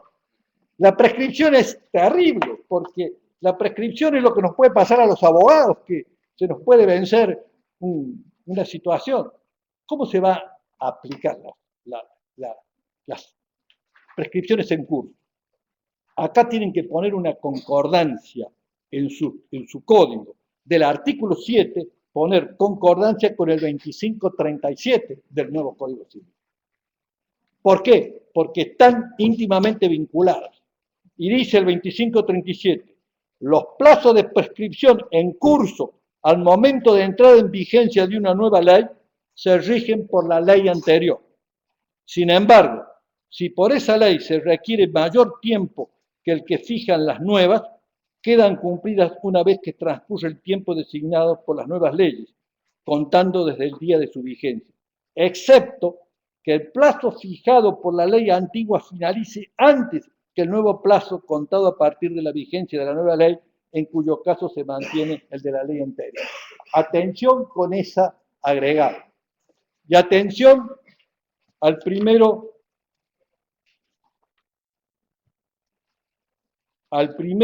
de agosto del año 2015, porque todas las prescripciones van a entrar, a pesar de las nuevas plazos de prescripción, van a entrar a juzgar a partir del 1 de agosto del 2015. Pero, a ver, vamos a poner un ejemplo práctico. Si yo tengo una norma que tenía la prescripción decenal y vence antes que se han cumplido 5 años a partir, es decir, del 1 de agosto del 2020, se va a aplicar, va a prescribir cuando se cumplen los 10 años. Pero si yo tengo un contrato más antiguo que me vence después de los 5 años, a partir del 1 de agosto del 2015, entonces me va a aplicar la nueva organización. En vez de 10 años, a lo mejor voy a tener 7 o 6 o 6 y un poco. Entonces, lo que hay que tener en cuenta es que sea la ley vieja o sea la ley nueva, la que vence primero es la que vale. Lo que hay que estar mirando claramente es cuándo se celebró el contrato y esta fecha del 1 de agosto del año 2015, porque de aquí al 1 de agosto del año 2020, ese día va a ser muy importante porque puede haber un amontonamiento de situaciones que se van a encontrar en tal situación. Entonces, hay que ver que todos los plazos de prescripción prácticamente se han reducido por mitad. Entonces, esto va a ser un tema muy común que hay que ver. Vamos a suponer esto que está pasando ahora muy común. Ustedes han comprado un departamento, no sale el reglamento de propiedad horizontal porque están trancados los reglamentos, nadie sabe por qué, pero están trancados los reglamentos. Y a lo mejor han pasado 8 años y no tienen todavía la escritura. Cuidado, que a los 5 años desde esta cuando se cumplen los 10 años de aquella situación va a prescribir y viceversa. Es decir, siempre vamos a tener la ley más perjudicial al deudor, con lo cual hay que tener cuidado de estar considerando los plazos, es decir, cuál es la ley que vence primero. Entonces, en materia de prescripción, cuidado a los operadores jurídicos y tener muy en cuenta estas disposiciones. Gracias a Dios, todos los tratados que han salido, tanto el del doctor Lorenzetti como el del doctor Rivera, como el de Bueres, los pocos comentarios que uno tiene todavía a la mano, quedan muy claros con ejemplos, es decir, es bastante sencillo, no vamos a tener situaciones de duda. Y todo ese otro bagaje cultural que se hizo desde el año 1968 en adelante, nos va a dar consistencia y tranquilidad para transitar del viejo derecho al nuevo derecho sin mayores preocupaciones, si es que se tiene la prolijidad de tener en cuenta estas prescripciones. Creo que hay que tener muy en cuenta este artículo que va a dar el 2537, que puede dar dolor de cabeza a más de algunos, si es que no lo tienen en cuenta muy en particular.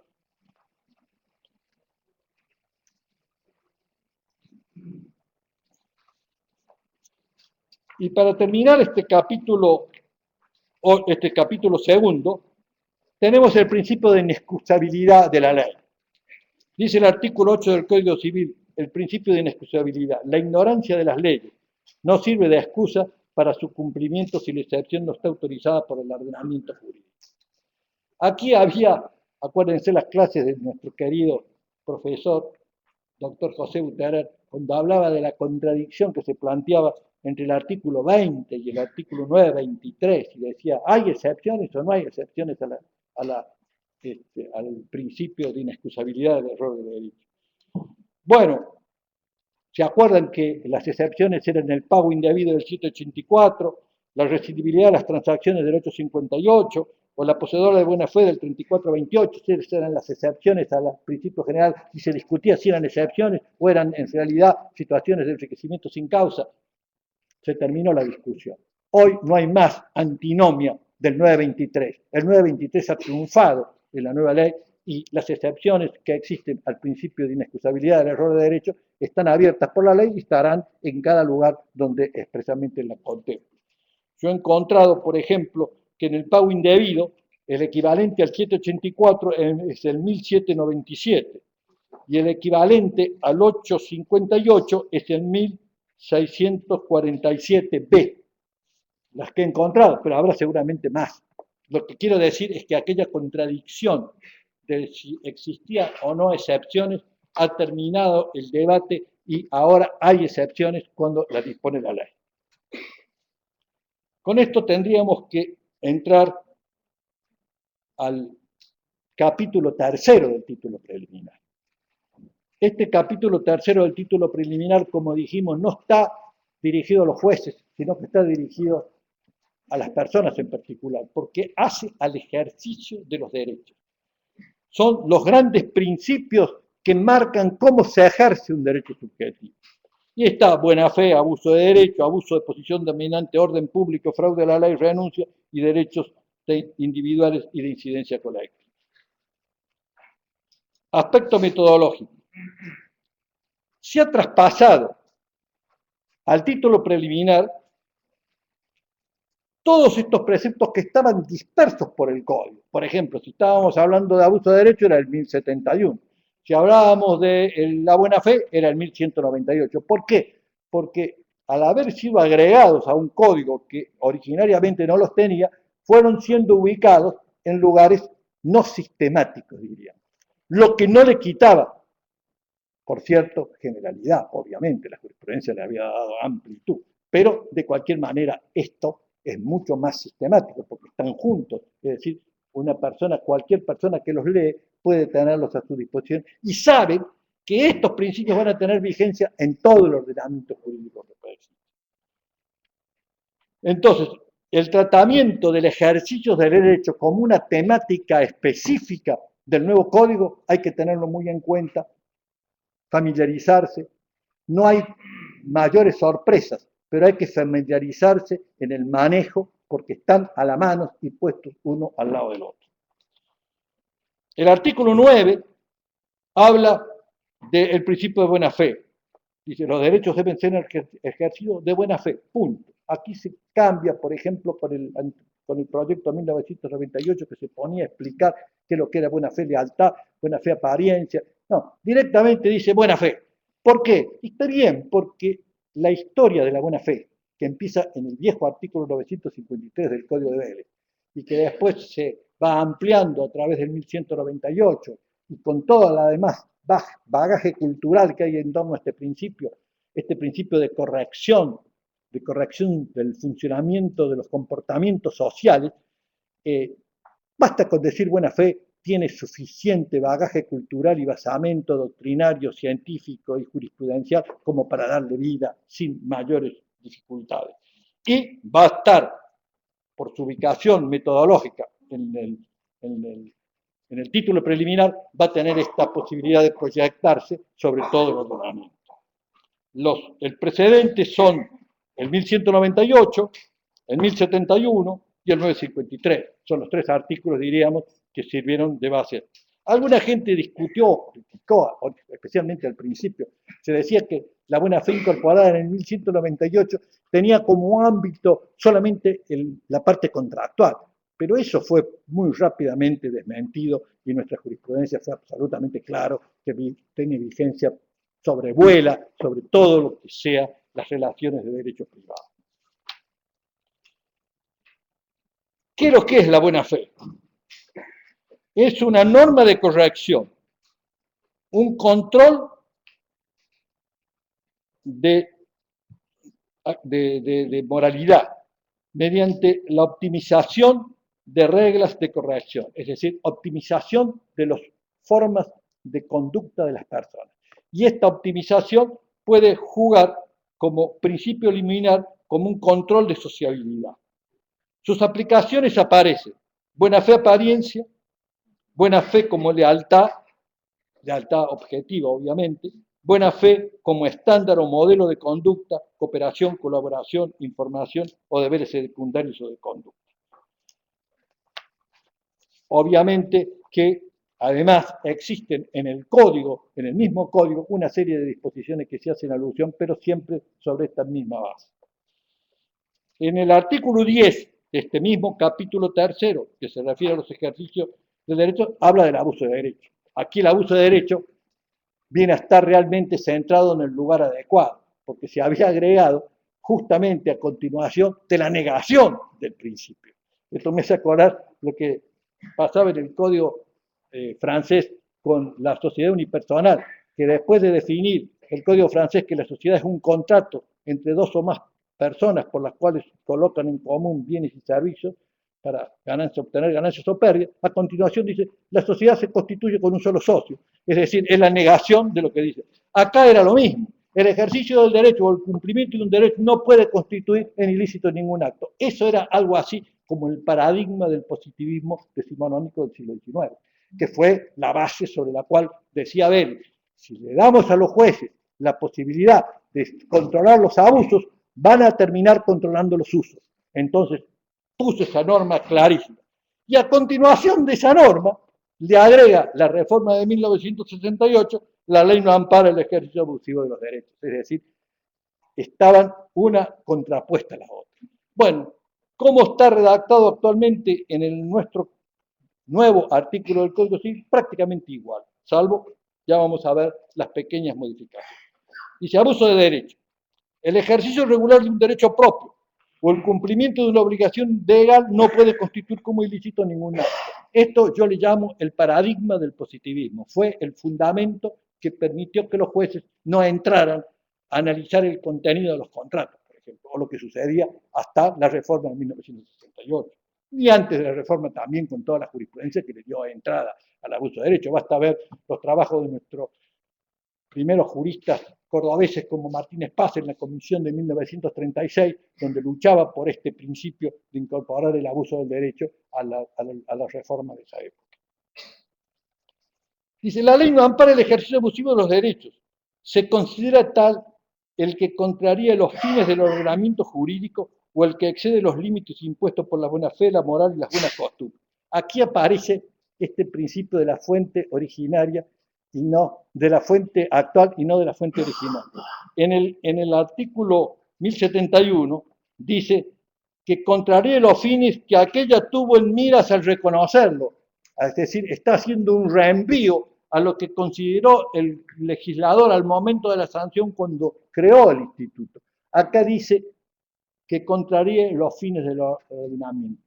Entonces, la finalidad acá es considerada actualmente, no con la intención del legislador, sino que debe apreciar el juez si la situación es abusiva según las circunstancias del momento en que le toca producir la sentencia, sin entrar a indagar tanto lo que se quiso hacer en su momento. Y lo más importante de todo es que se agregan los efectos, que ya lo venía haciendo la jurisprudencia en forma uniforme, prácticamente la doctrina judicial. El juez debe ordenar lo necesario para evitar los efectos del ejercicio abusivo o de la situación jurídica abusiva y, si correspondiere, procurar la reposición al estado de derecho anterior y fijar una indemnización. Acá lo nuevo es que se agrega la situación jurídica abusiva. Esto es una diferenciación que se la hizo Borda ya en su momento entre relación jurídica y situación jurídica. Relación jurídica alude a la alteridad, es decir, a la diferencia y la objetividad y lo circunscripto del objeto del tema. En cambio, la situación es un estado, como es el estado de familia, como es los derechos reales, que son situaciones permanentes. La otra es accidental, esto sí es permanente. Entonces se agrega que el abuso del derecho también se aplica en las cuestiones de situaciones jurídicas, que por la otra parte la jurisprudencia ya lo venía haciendo sin tener en cuenta esta disposición. Pero sí dice que el juez debe procurar la reposición al estado anterior y fijar una indemnización. Es decir, hay una tutela preventiva y hay una tutela resarcitoria de un acto ilícito. Acuérdense, cuando lo explicaba siempre el doctor Buteler, que el abuso de derecho era un delito civil, era un acto ilícito. Y muchas personas lo consideraban como un acto excesivo. Y la diferencia entre el acto excesivo y el acto ilícito es muy grande. En algunas legislaciones el acto excesivo se corrige, pero nunca se entendía con una naturaleza típica de un delito civil. Esto siempre fue delito civil desde el comienzo.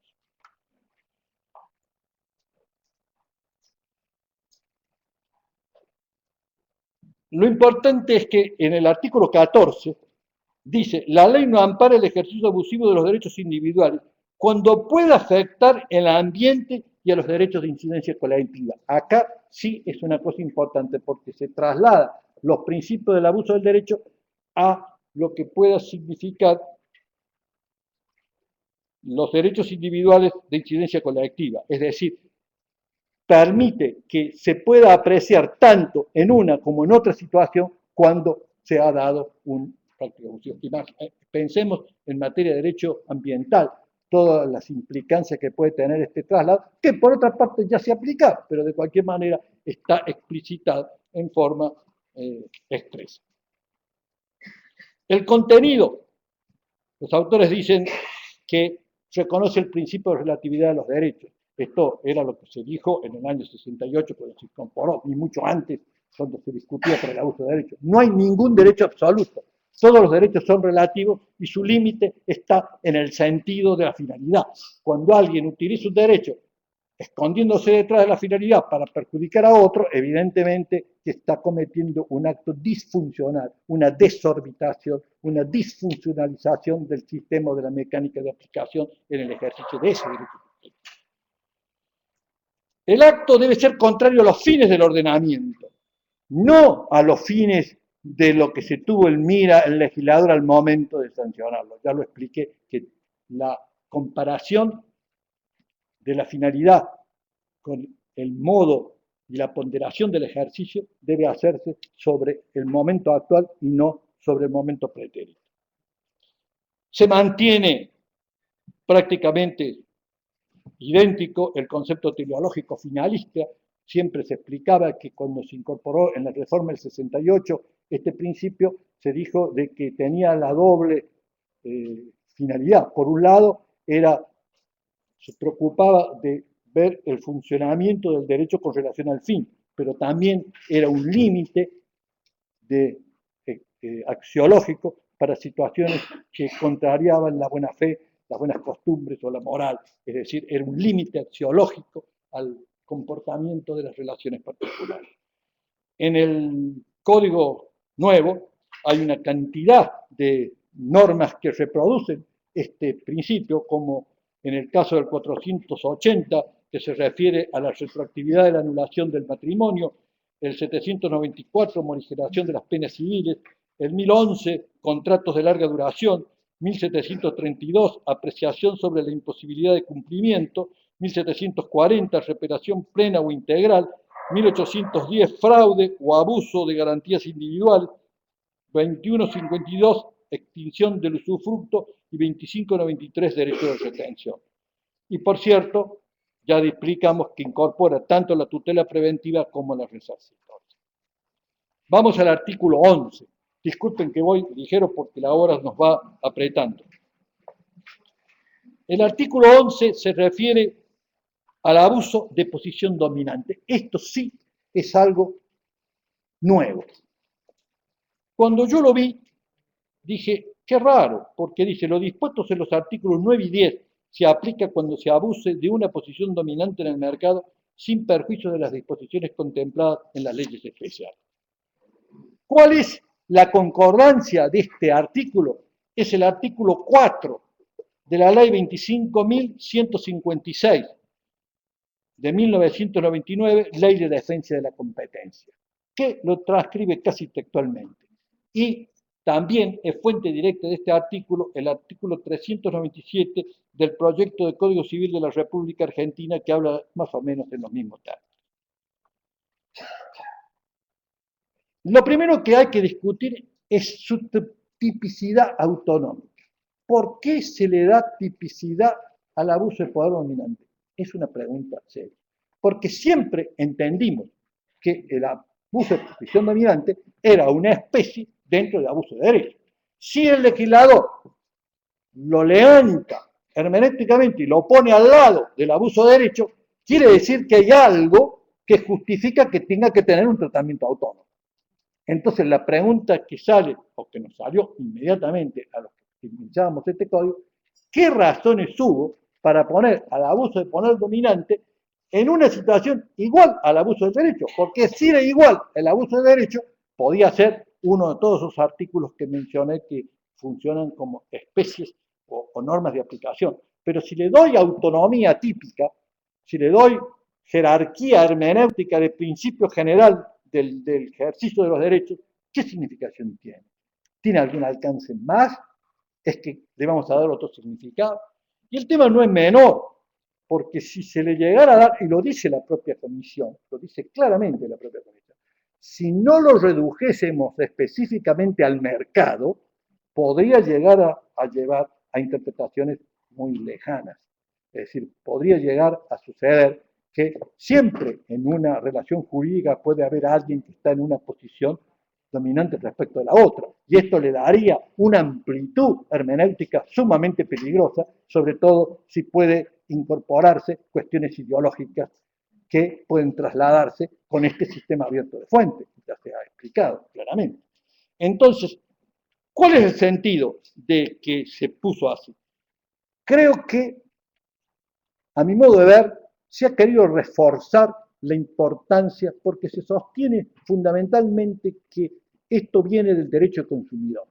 Pero cuando uno lee el derecho del consumidor, si bien está presente permanentemente, no hay ninguna definición en el derecho del consumidor que sea esta. La fuente directa es la defensa de la competencia.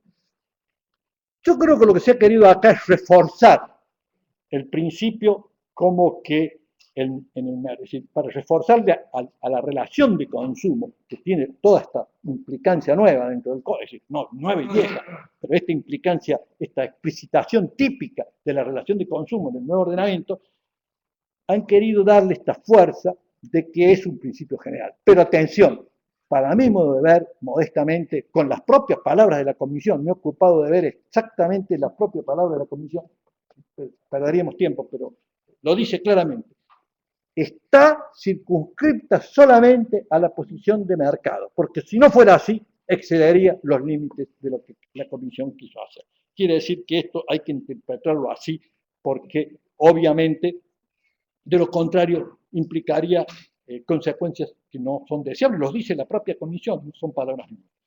Lo importante es que le da, al asimilarlo al abuso de derecho, le da las dos posibilidades, de tutela preventiva y de tutela resarcitoria, es decir, le hace aplicable tanto las facultades de poder hacerlo cesar como las facultades de pedir indemnización de daños para el caso que pudiera ocurrir. En el artículo 12 de este capítulo 3 se ocupa el público y el fraude a la ley. El artículo 12 del nuevo Código Civil y Comercial dice: orden público, fraude a la ley. Las convenciones particulares no pueden dejar sin efecto las leyes en cuya observancia está interesado el orden público. Fraude a la ley. El acto respecto del cual se invoque el amparo de un texto legal que persiga un resultado sustancialmente análogo al prohibido por una norma imperativa será considerado otorgado en fraude a la ley. En este caso, el acto debe someterse a la norma imperativa que se trata de eludir. Concordancia, hay que dividir. Yo voy a dividir lo que es, primero, orden público, contrataciones que tienen como límite el orden público, y lo otro, el fraude a la ley, porque el fraude a la ley era una construcción doctrinaria de nuestro derecho, que ya se aplicaba desde hacía muchísimo tiempo, pero no era típica, no estaba explicitada, y alguna gente todavía lo consideraba o lo confundía de alguna manera con el fraude pauliano, que no tiene nada que ver. Este es el fraude a la ley en general, que ya lo vamos a explicar en su momento. Pero lo ha puesto en el mismo artículo. Orden público y fraude a la ley. Me voy a referir primero al orden público y después al fraude a la ley. El artículo 12, en su primera parte, concuerda prácticamente en forma literal con el 21 del Código Civil. Dice: las convenciones particulares no pueden dejar sin efecto las leyes en cuya observancia estén interesados el orden público y las buenas costumbres. Acá lo que se ha suprimido es las buenas costumbres, pero pienso que esto no es significativo. Fundamento: salvo la supresión de la expresión las buenas costumbres, el precedente del artículo 21 resulta idéntico. Ergo, toda la doctrina y jurisprudencia a ese respecto es valedera para este nuevo código. Se trata de la preservación de normas imperativas frente a la autonomía de la voluntad, como una manera de preservación del orden público.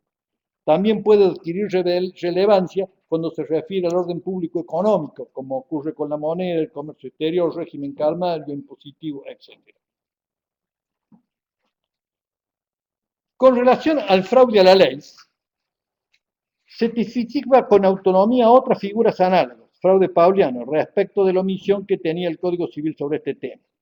Lorenzetti explica que se trata de ajustar un supuesto de hecho que bajo el amparo de una norma de cobertura se llega a un resultado análogo prohibido por una norma imperativa. Todo ello con sustento en la causa fin del artículo 281. Esto es muy claro. Es el negocio indirecto ilícito. El negocio indirecto lícito está contemplado. El negocio indirecto ilícito es este fraude a la ley. Es decir, el que debajo de la cobertura de una ley que le permite un acto lícito, en razón de la causa fin de ese negocio, termina violando una norma imperativa. Esta que en materia comercial se llama ilicitud indirecta o por rodeo, los que hacen el recorrido para llegar a un objetivo que no lo hubieran podido llegar de otra manera, hoy se establece como norma típica, lo que es un adelanto porque si bien ya nadie discutía la existencia del fraude a la ley como principio general, hoy cobra fundamento y entra dentro de este conjunto de disposiciones que estamos señalando. Por último, por penúltimo, nos queda la renuncia a la ley. Bueno, la renuncia a la ley dice, está prohibida la renuncia general de las leyes, los efectos de la ley pueden ser renunciados en el caso particular, excepto que el ordenamiento jurídico lo prohíba. Es prácticamente igual al artículo 19 del Código Civil, que dice la renuncia general de las leyes no producen efectos algunos, pero podrán renunciarse los derechos conferidos por ellos con tal que solo miren al interés individual que no está prohibido en sus derechos. Yo creo que en esto no hay mayores comentarios que hacer y podemos decir que hacemos reenvío. Acuérdense que cuando hacemos reenvío directo al código, todo el material escrito quizás sigue en pie para la interpretación del nuevo código, salvo cuando eso contraría algún fin, de acuerdo con un momento. Y por último, en este título tercero, tenemos derechos individuales y de incidencia colectiva. Aquí el código explica la clasificación bipartita de estos derechos, que pueden existir derechos subjetivos individuales y pueden existir derechos de incidencia colectiva. Y lo dice muy claramente. Derechos individuales y de incidencia colectiva. En este código se reconocen dos puntos. A, derechos individuales. B, derechos de incidencia colectiva. La ley no ampara el ejercicio abusivo de los derechos individuales cuando pueda afectar el ambiente y o los derechos de incidencia colectiva. Por supuesto que el código no tiene concordancia expresa, porque no tenía los derechos reconocidos, los derechos de incidencia colectiva. ¿Cómo nace los derechos de incidencia colectiva? Nace por una obra pretoriana de la jurisprudencia en el caso Alavi, en el caso Siri, que ya lo vamos a ver, pero donde cobra su primera explicitación típica es en el artículo 43, segundo párrafo de la Constitución Nacional reformada en el 1994, cuando dice, podrán interponer la acción de amparo, brevemente, esta acción contra cualquier forma de discriminación y en lo relativo a los derechos que protegen al ambiente, a la competencia, al usuario y al consumidor, así como los derechos de incidencia colectivas en general, el afectado, el defensor del pueblo y las asociaciones que propendan a estos fines, registrados conforme a la ley, la que determinará los requisitos y formas de realización. Aquí claramente se los menciona en forma típica por la Constitución y ahora se los reconoce expresamente, es decir, hay esta conexidad de la Constitución con el Código Civil de la mención. Los derechos individuales, dice, pueden ser ejercidos mediante una acción colectiva. Perdón, en el anteproyecto había una tercera categoría, que eran los derechos individuales que podían ser ejercidos mediante una acción colectiva. Si existe pluralidad de afectados individuales con daños comunes, pero divisibles o diferenciados, generados por una causa común, según lo dispuesto por el libro tercero. Eso era una construcción que hubiera sido muy útil cuando hay un caso que realmente está reconocido como ilícito y evita que se tengan que iniciar tantos juicios como situaciones ocurren. Se podría hacerse esta conjugación de... Sin embargo, el Poder Ejecutivo, al momento de enviar el código, lo sacó. No sé qué razones tuvo para sacarlo, pero lo sacó. Entonces quedan las acciones individuales, los derechos individuales, y los derechos de incidencia colectiva, que son indivisibles y de uso común. El afectado, el defensor del pueblo o las asociaciones registradas y otros sujetos que dispongan leyes especiales tienen legitimación para el ejercicio de derechos que protejan al ambiente, a la competencia, al usuario y al consumidor, así como los derechos de incidencia colectiva en general. ¿Qué diferencia hay? La diferencia es muy simple. En los derechos individuales, en los derechos subjetivos, hay un interés individual y por lo tanto hay divisibilidad de la pretensión. Pueden ser muchos los que reclaman, pero es divisible la pretensión porque la pretensión debe de adecuarse al interés de cada causa petente que se dé en el juicio.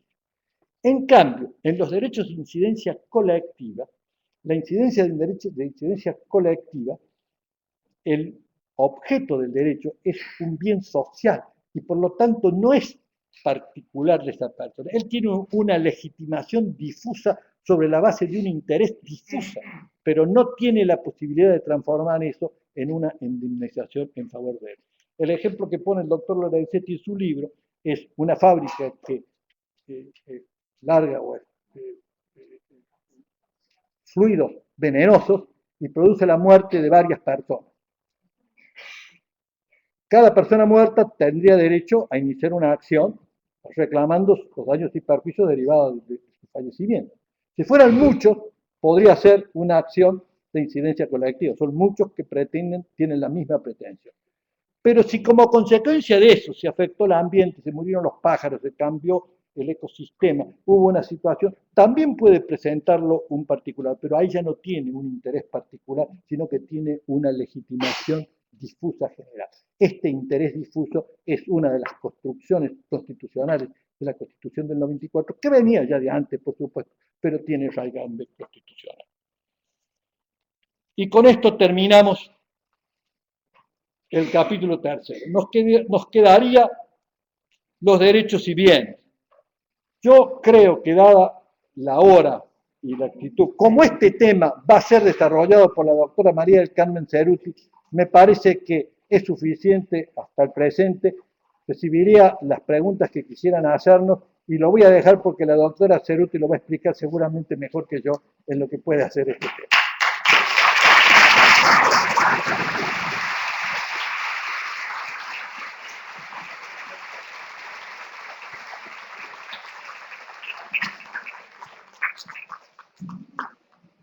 Me parece que hoy, por ser la primera vez, no tenemos preguntas. Les repito, para la próxima clase, durante las 2 horas del transcurso de la clase deben levantar la mano, se acercan los colaboradores y ustedes les pueden dejar la pregunta. Nos vemos el miércoles que viene.